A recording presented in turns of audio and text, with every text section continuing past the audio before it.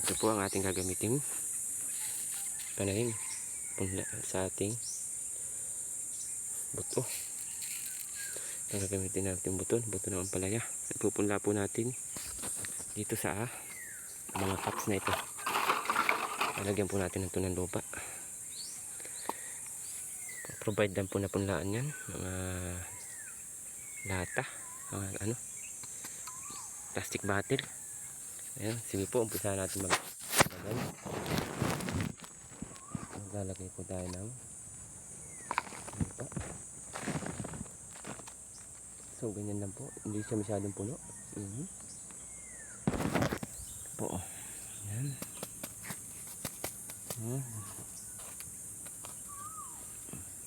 Madami malaki Lagyan natin. Hindi pa siya Okay. Ayan. Tapos lalagyan natin. Kailangan itong tulis ay nakadubog. Ayan. Para hindi ba hindi yan, nakaidiran dyan. Okay. Ito pa. Lagyan natin ng lupa.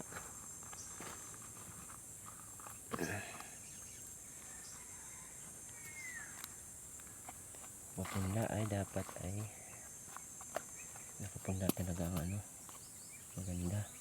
Para sure na yung itatanim ay buhay na. Saka hindi na pag didilig hindi na mahirap, sama-sama na sila pag nagdidig, nandito lang sila sa pinaan. So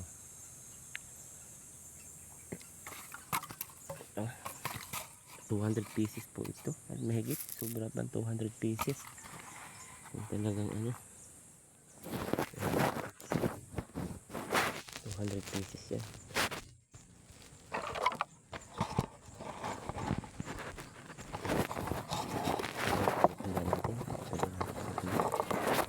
Habang tayo nagpupunla, lagyan natin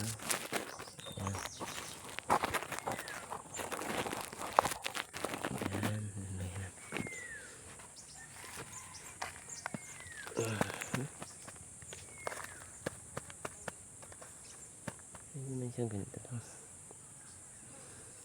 Wala pa siyang buto. So, lagay ng buto. Tapos na yan. Plastic na ito lang ginamit natin.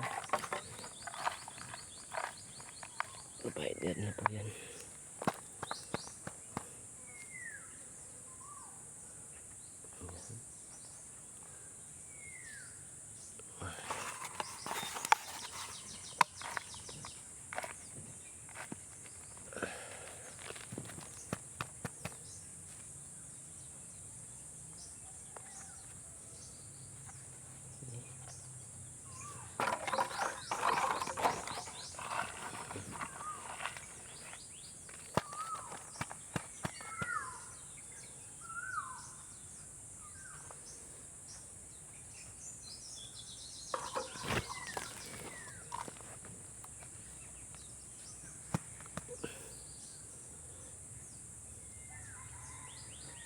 Ito ay mga plastic cup na pinutol.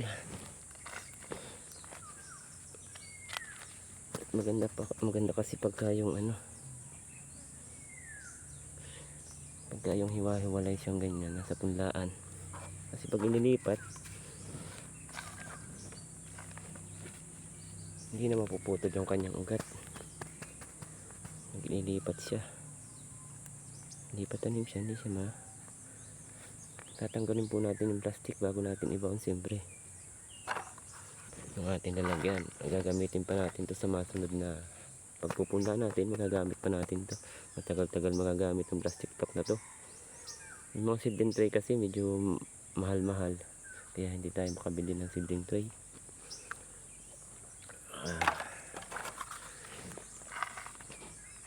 Kailangan po marami dahil 200 pieces to. So ibig sabihin 12 pieces lang yung seedling tray ang laman, ang kanyang laman. So mga kailangan ka ng 20 pieces. So 2,000 plus yun. 60 times 60. 1,000 plus. 20 pesos. 20 pesos ang kailangan mo nun, ano. Dito, okay lang to. Wala tayong pambili. Kaya, ito ang gagamitin natin. Maganda rin naman siya kasi pag inilipatanin mo siya, pwede mo siya isa-isahin.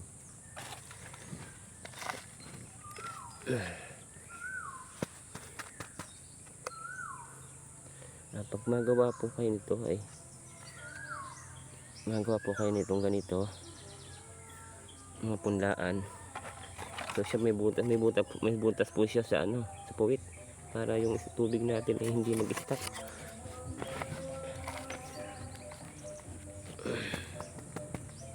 Medyo marami-rami pa po ang ating alagay na ano, marami pa ilalagay natin mga buto.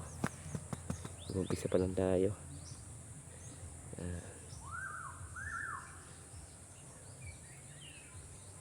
Sige po, at sa next video natin, abangan yung next video natin ay ano, pagtatanim naman. So ito pa lang, putulin ko muna ang video dahil medyo palubat na rin ang cellphone ko. Hanggang dito muna tayo. Next video, sa pagtatanim naman tayo, paggagawa ng butas. Abangan nyo po ang aking next upload. Maraming salamat po.